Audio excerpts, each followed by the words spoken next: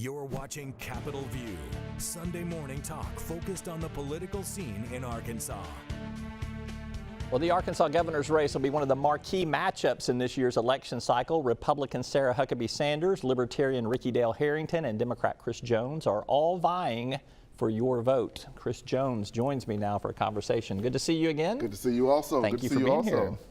And happy birthday. Thank you. Yes. It's my wife's birthday also. And happy birthday to your wife as well. It's quite a present for you to get to answer questions for me in a hot seat for right, your I'm birthday. a little nervous, but that's okay. No, you're good. I want to hit a lot of policy today. So this will probably be the last interview you and I get to have before Election Day. So we'll see. Education. You've talked about pre-K investment. You've talked about teacher pay raises. You've talked about community college investments. Do you have a price tag for how much you think some of these things are going to cost? Because I can do the math on those, and it's hundreds of millions of dollars. I don't, because here's the question. I do have a price tag on us not making those investments. When you think about an investment in pre-K, we know that kids that go to pre-K are more likely to read by third grade. And if you're reading by third grade, you're less likely to go to prison. We know that if there are opportunities for trade schools to really train the future workforce, that attracts new businesses. So the cost of not doing it is super high.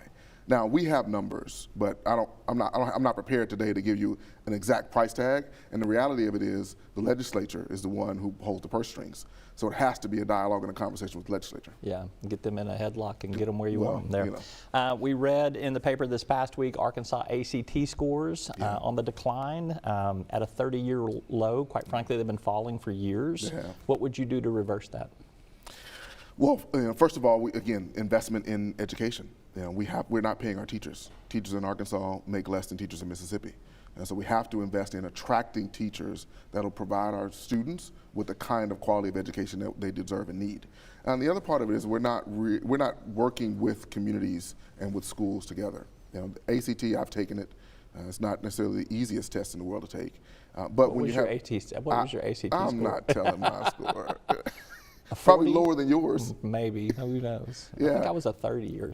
But here's the reality though. Without a focused and intentional and deliberate effort to actually solve the problem, we're going to continue to spiral down. And that doesn't just apply to increasing ACT scores. It applies to a large variety of issues and problems that we face. When we gloss over them or only talking points and don't really unpack the root cause of the problem, we can't ever solve it. What's the root cause of the problem? Well, it's varied, right? Think about ACT, students are not prepared. If you're not, we have in some areas, including my own hometown, where somewhere between 8 and 9 out of 10 kids are not reading at grade level.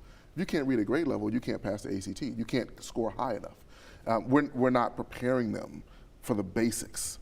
And that starts early. That's why you start with pre-K, to lay a strong and solid foundation that then prepares you to be ready to take that test when the time comes. Let's talk about public safety, huge issue in this campaign, huge issue all over the state right now. You and I have established that you have problems with the death penalty. You're giving thought to how you would probably pursue that if you were elected governor. But one of the things that I think has been driving the crime problem in Arkansas is the release of parolees. They're letting them out early under the Emergency Powers Act. Would you reverse that if you were governor? How would you address that early parolee release situation? So I think the issue of safety is also multifaceted. I will look into it. I don't have an answer whether to reverse it or not at this time, because far too often we knee-jerk reaction to certain things like that. The reality is safety is multifaceted again, and I go back to my agenda is spreading PB&J across the state. PB&J is preschool, broadband, and jobs. When we have higher quality education for all, when we have real economic development spread throughout in all areas across the state, that's when we all have an opportunity to do jobs and to have better education and to really attract new businesses, which then reduces crime. And what we need to do is make sure that folks are not committing minor crimes so that we can make space in our prison systems for the real violent crimes that are happening. Your opponent this week released a plan, light on specifics, that talked about how she would address public safety. I'm talking about Sarah Huckabee Sanders here. One of the things in there is increasing prison capacity. You're talking about that. Are you willing to spend $100 million for a new prison or $200 million for two prisons? Is that a budget priority for you? Well, look, first of all, it's not necessarily a plan. The bullet points is what it really is. And second of all, I question whether or not she actually had a conversation with her own father on this. Because her father came out and said, we need to invest in education, economic development, and not increasing prisons. Because that reduces the pipeline going in, and we invest in programs that will decrease the recidivism rate, because that reduces the need for prison beds. Now, I think we need to make the investments there to make sure that we then have space for those violent criminals. But so you're opposed to building a new prison at this point in time? Well, no, I'm not opposed to building a new prison. I mean, I think there are short-term fixes and there are long-term fixes. You know, part of this is how are we having the conversation with communities and really talking about what does community safety look like in the county, in the municipality, in the region, and what are the needs there. So I'm not going to take anything off the table in terms of addressing the needs. However, my question and concern is, are we really solving it by getting at the root cause, or are we increasing prison beds? Look, we have one of the highest incarceration rates in the country, and if not the world. So we're locking people up. And is it really solving the problem? The answer is no, because we still have crime. Well, don't you think you have to do both, though? I think you do have to do both. Yes. That's what I said, there's a short term and long term. Well, we're not keeping them in the prisons right now, though. I mean, we're turning them loose because of overcrowding right now. So it seems to me that there is a need to put another prison in circulation. Again, I'm not taking it off the table. Yeah. I'm not saying that. I'm saying that we have to, you don't just build new prisons. Because think about highways. If you add another lane in the highway, you think it's going to solve the problem, and all of a sudden 2 months later, you still have congestion. So the question is, how do you solve the underlying problem? Spoken like an engineer there. Yeah, last week I had Attorney General Attorney General nominee Tim Griffin on the show, and we talked about truth in sentencing. We talked about not letting parolees out early, forcing them to serve longer sentences. I think he said the federal level is 85%. He supported that. Do you support longer sentences being served on some of these violent criminals, or do you think that the way we're letting them out now on parole is acceptable? I think it has to be a case-by-case basis. You know, there's no situation that is exactly like another situation.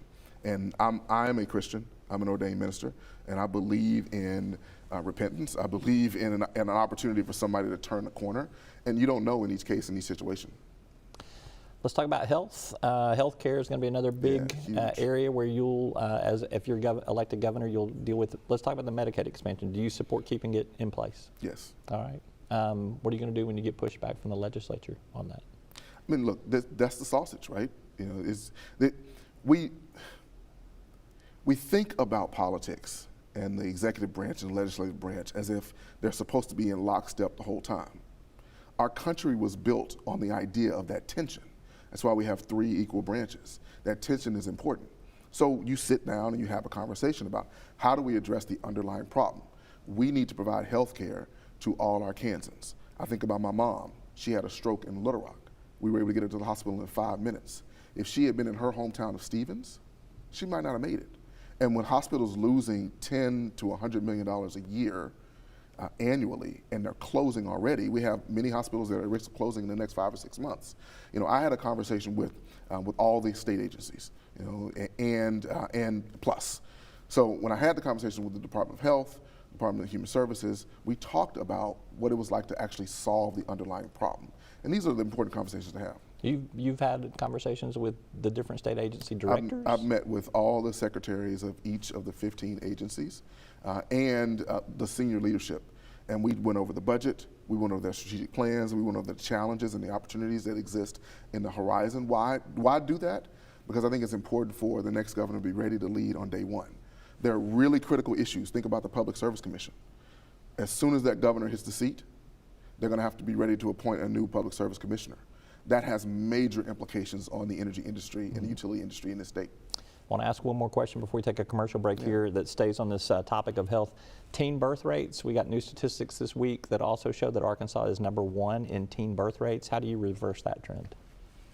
So as the father of a 13-year-old and as a father of 3 daughters, statistics like that concern me deeply. You know, I still go back to spreading PB&J. The higher, we ensure that we have high quality education, we ensure we have economic opportunities, and we ensure that there are things to do out of school other than just finding a corner somewhere, then that really reduces the chance for those increased teen pregnancies. Now, having said that, there's no silver bullet. Again, I'll keep repeating this over and over again. What we haven't done in the last decade or so, if not longer, was really bring all parties together around the table and say, how do we understand what the core root problem is, and what's the solution, and then having the will to invest in implementing the solution. Is it more That's sex what's been education missing. in schools? Is that one of the ways that you do that? I mean, more education on what can happen? Well, we know when there's sex education, when there's education around the implications and the consequences, we know that people make different decisions. And we see that in every area. We see that, I learned it in my household growing up. The more my folks educated me on things and I was clear on the consequences and the decisions of my actions, I tended to make different decisions. All right, we got to take a quick commercial break. We're going to come back with more with Chris Jones, Democratic nominee for governor, right after this. You're watching Capitol View, Sunday morning talk focused on the political scene in Arkansas. Before we resume our conversation with Chris Jones, Democratic nominee for Arkansas governor, a programming note. We are scheduling an interview before Election Day with Libertarian Ricky Dale Harrington, also a candidate for governor. And we have extended numerous invitations for Republican Sarah Huckabee Sanders to appear for an interview. As a matter of fact, I have personally extended 28 invitations to her and her campaign over the last 22 months when she first entered this race. I was told there'd be plenty of time for an interview between January 2021 and November 2022. And this week I was told by our press secretary, Jadir, we will be respectfully declining the one-on-one interview. Thanks. So I want our viewers, listeners, and readers to understand we have made the effort to accommodate that interview. So I thank you for being here more than one time to express your views on things like that. Why do you think that your opponent is not willing to have conversations with people like me, other people in the media, only doing one debate? I think you would have preferred to do more. Oh, many more. I'd prefer more debates and long debates and really deep getting into what the vision is for the future of Arkansas. I don't know what her reasoning is. I can only speculate that it's either you have no plans, you don't want to answer questions, or you don't care for and respect Arkansans. You know, I had a conversation in Magnolia with a reporter down there, and the conversation was about her lack of desire to go down there and actually have a conversation with them to talk about her issues and her plans and her vision. You know, so look, I worked at Foot Locker growing up. I had to do an interview to get that job. I ran multiple multi-million-dollar organizations. I had to do an interview to get that job. So if you're not willing to show up and answer the tough questions, then what makes us think you would do a good job when you get the job? And the last thing I'll say is that I've traveled the state, hit all 75 counties. What people are yearning for is a governor and leaders who will show up for them and listen to them. And what they're not getting in my opponent is that. All right, let's talk about jobs and the economy since we're touching on that. It's part of your PB and J plan there. Let's talk about broadband. All of the federal dollars that are kind of parked or coming to Arkansas right now, we got about $1.2 billion that we're estimating will be spent somehow in the state of Arkansas by the next governor and the next legislature. I interviewed the state broadband director several weeks ago, and he advocated, he thought that there'd be about $600 million that would need to go for some of the finishing out the houses that don't have broadband. And then that would leave another $600 million. And he floated the idea of an affordability trust fund, something that would be state sponsored to help lower those bills. Would you support and be in favor of something like that? So I haven't had the conversation with him about it, yet I have heard that works in other places. I'm certainly open to supporting and being in favor of that. Why? Because at the end of the day, we need to make sure that we get broadband to every home across the state. And if that's an option to do it, then absolutely 100%. I'm willing to discuss it and consider it. You've been walking the state, as you mentioned. Yeah. Tell me how the conversation of broadband comes up in those rural communities that you're coming out. Do people understand, A, how transformative it could be, and B, what they could do with it? I mean, yes, they do. So I was in Cove, which is on the other side of Mena. I've heard this story. You were shooting guns over there. I was shooting at the turkey shoot. It was yeah. so much fun. Yeah. And you know, but in addition to talking about the various guns and which one we liked and didn't like, we talked about broadband, and they talked about it. A couple people talked about it from the perspective of veterans services. You know, being able to access veteran services. You probably know this, but in this country, 22 veterans commit suicide a day, 22 veterans a day. And we have veterans across the state that are not being served. You can serve them better if they have access to the resources. You know, whether it's Cove or Camden or Mena or Harrison, the conversations I'm having are either around education and the educational pathways that open up, economic development, and you take Delta Dirt Distillery. they're able to be in Helena and thriving in Helena because they have access to the broader market because of high-speed internet. And also economic development. You look at businesses. I've talked to multiple folks who are considering Arkansas as a place to relocate their business. And one of their questions is, what's the quality of life, what's the education, and will I have access to high-speed internet? Because if you don't have those, then you can't really thrive as a company. You say on your website, too, that you want to cut unnecessary regulatory burdens for small business. This is one of your promises for small business support. Is that a catchphrase, or can you cite some specific examples of some things that need to be done? Yeah, it's not a catchphrase. As you know, I ran the Arkansas Regional Innovation Hub. And one of the things that the Innovation Hub did was really support small businesses and support entrepreneurs. We find that entrepreneurs are, again, going back to high-speed internet, they're not able to get access to the resources that are available because there's so many steps that are necessary to get there. Absolutely, I've spoken with small business owners, and they tell you to get support, you have to fill out 5, 6, 7, 8, 9 pieces of paper, and you still barely get the support you need. Those things are unnecessary, and those things don't actually lift up Arkansas. So is that federal or is that state? It's both. Yeah. So as governor, you couldn't do much about the federal. No, not at all. But we can do something about the state. And so even reducing the burden from the state perspective is far more than and again, I say it's not it sounds like a catchphrase.